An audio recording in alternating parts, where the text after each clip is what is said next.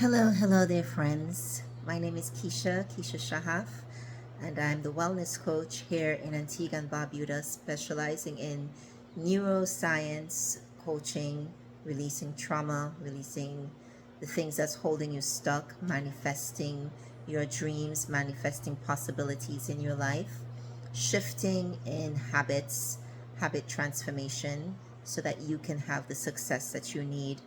So I work very closely with psychology or the psyche of the mind, understanding the mind. Although I'm not a psychologist, but I am a trained practitioner in different trauma-based therapy through MAP coaching. I have my certification, I've done my courses, and I'm here and ready to help others. All right, so now we've got that introduction out of the way. I just want to talk a little bit about my topic today is, I have my notes right here. It's trauma. Really, it's just about trauma. So I myself have been through multiple trauma, just like all of us, and I've gotten through a lot of them, and I'm still working on it. And the technique that I use really helps to the brain can heal itself from anything, really, and we just have to understand the tools and how to do it. And I teach those tools. Once you sign up with me for a 12-week course, I can help you to get through basically anything that you're going through. So let's begin. Really, what is trauma? Trauma is really a psychological and emotional response to deep distress and disturbing experiences that you've been through. It can be any little thing. It could be the slightest thing or the heaviest thing an individual go through. Each of us handles it in a different way. So there is no judgment, there's no criticism, there's no pointing, there's no comparing. It's just the way that you process it. And it really can be overwhelming to your ability to cope.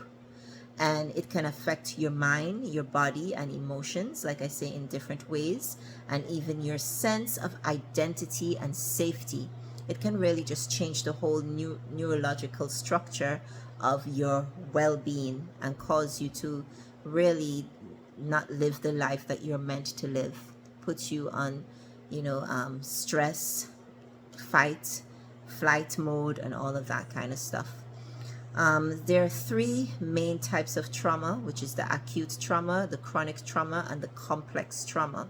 And it can result from anything from physical to emotional abuse, neglect, abandonment, loss of a loved one, natural disasters, accidents, medical procedures, witnessing violence even. Some common effects of trauma can be anxiety, panic attack. How many of us go through that? I for sure go through a lot of anxiety and panic attacks daily. Sometimes just speaking to an individual on the phone, my shoulders just get all tense. All of that is related to trauma that I have been through in the past. Also, other effects are flashbacks and nightmares. How many of us have horrible nightmares, even as a child? Children go through a lot of trauma and we don't even realize. Sometimes the simplest way from how we speak to them, maybe something they went through at school, maybe failing an exam, these little things, it might sound little to us, but to that individual, that child, it can be traumatic and they can have nightmares because of it. Disconnection or disassociation, sorry, I always mix that up, which is like feeling disconnected from yourself, from others, or from your surrounding. Difficulty when it comes to trusting others and or even forming relationships with others. Raise your hand if that person is you. For sure, that's me. Also, emotional numbness or extreme mood swings, and most times when we go through that, they diagnose us and say that we're bipolar. Even physical symptoms like fatigue, headaches, and even chronic pain are caused by trauma. Sometimes we end up with arthritis and all of that, not realizing that it could have been reversed before it got to that extent if we had addressed the traumas that we have been through. So trauma isn't always about what happens to you, but it's also about how your nervous system responds, whether you had support or tools to process that event. And this is what I'm here to help you with, to explore the healing process from that trauma. So let's look at how to recognize unresolved trauma and how the healing process can begin. So that's really our topic, recognizing the unresolved trauma and how the healing can begin. Because why? I want to help you. So I'm giving you all the nuggets right here. So let's start with the signs of unresolved trauma. Unresolved trauma doesn't always look dramatic for everybody because each of us are different, but it can hide in everyday behaviors and feelings. So let's look at the common signs. First of all, there's the emotional signs. So we're going to subhead them. So we'll start off with the emotional signs. One, it could be overreacting to major triggers. They call that hyperarousal. We can, like if you notice some people, you have to be walking on, it almost feels like you're walking on eggshells, because no matter what, it's like you're triggering them, and it's always your fault. So that's how you recognize that this is a person who has unresolved trauma and they're unable to see it in themselves, or even it could be you. So the next one could be numbness or inability to feel emotions. So you would look at some people and you'd be like, wow, there's absolutely no empathy, So it's not really that there's no empathy. It's because there's so much unresolved traumas, and this is how it's showing up through numbness, and you just can't feel anything. It's really about a shutdown or disassociation. Number 3 is depression, anxiety, or even chronic shame.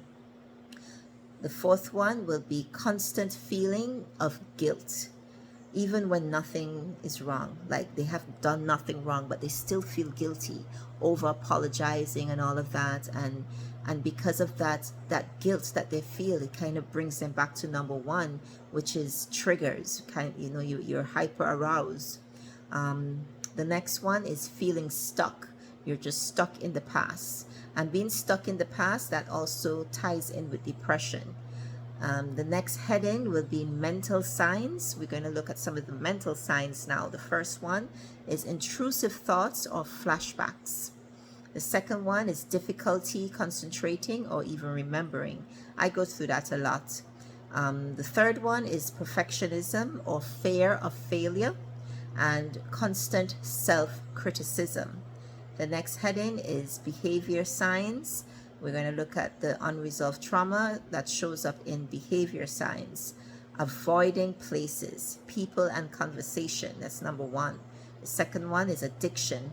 Addiction could be to anything, not just food, but food is one. It could be work, it could be shopping, it could be substances, it could be sex, whatever it is. Addiction is really unresolved trauma. That's what that is.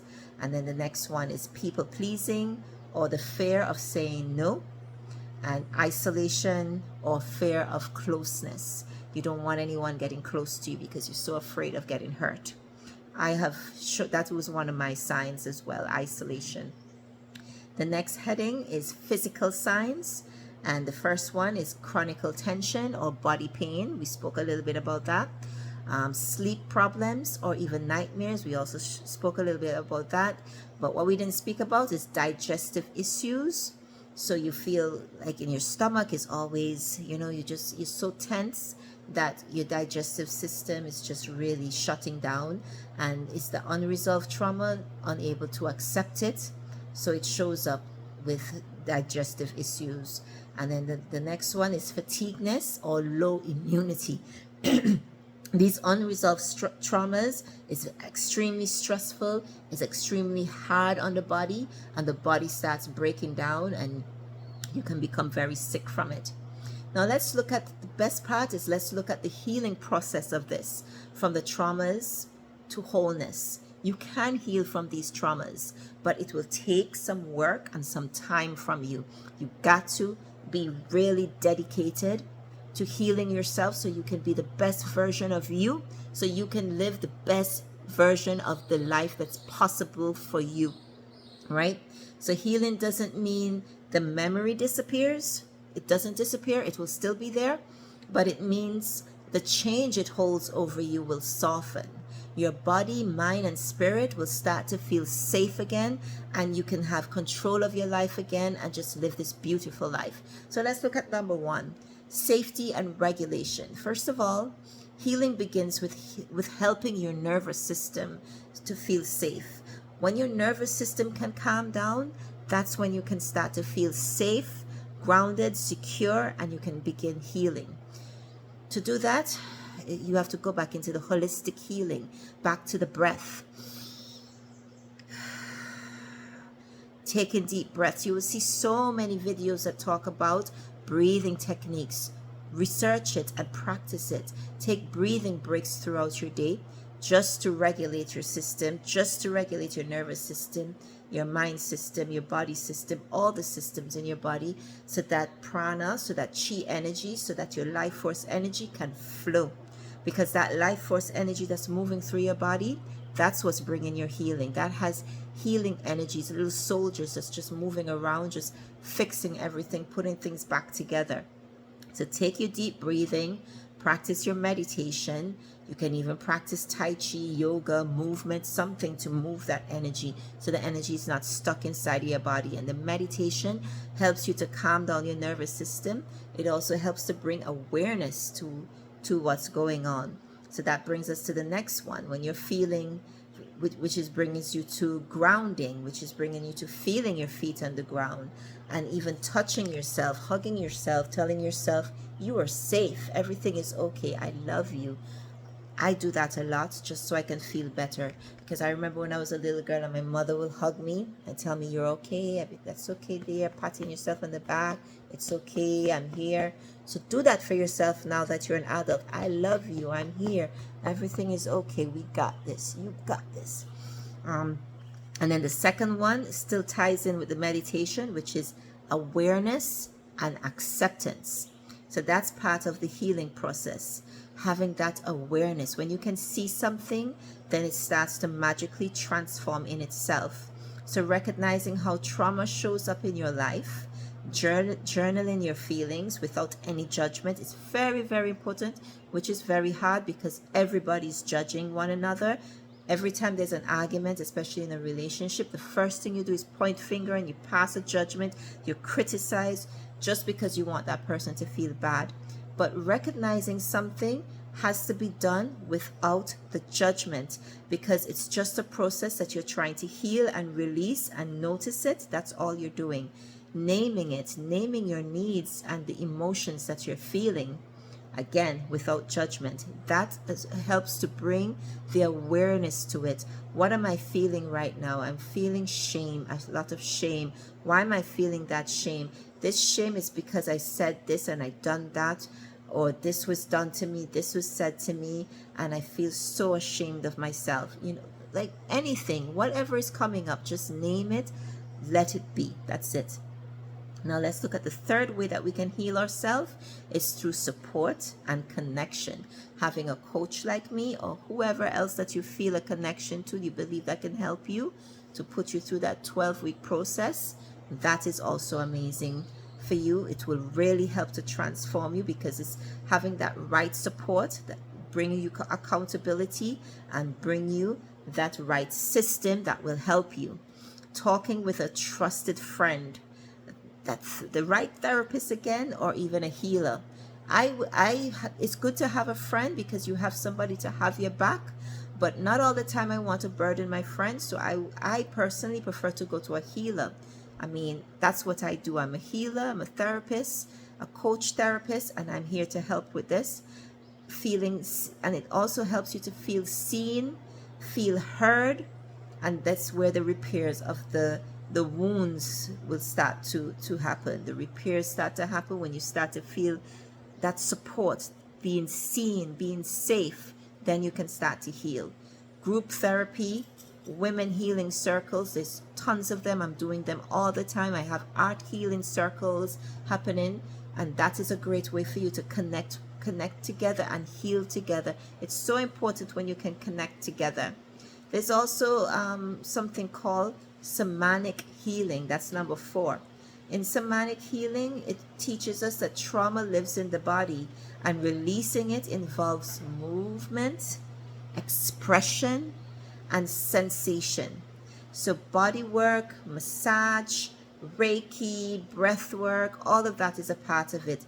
Dancing, shaking the body, and like I said, the art therapy and expressive painting, all of that can help you. But it's important that you get up and you begin now. And then it ties us into number 5. When you have done all of that, then you're able to rewrite your story, reclaiming your voice, reclaiming your power, affirmations, healing the inner child work, rewriting your narrative, and allowing the joy and the love to play back into your life again. All right, so that's it for now. I don't want this video to be too long. It's already past 15 minutes. But thank you so much. And if you would like to reach out to me for some healing work, you can reach me at keishathecoach@gmail.com. And Keisha is Keisha. The coach is COACH @gmail.com. All right, guys. See you later. Bye.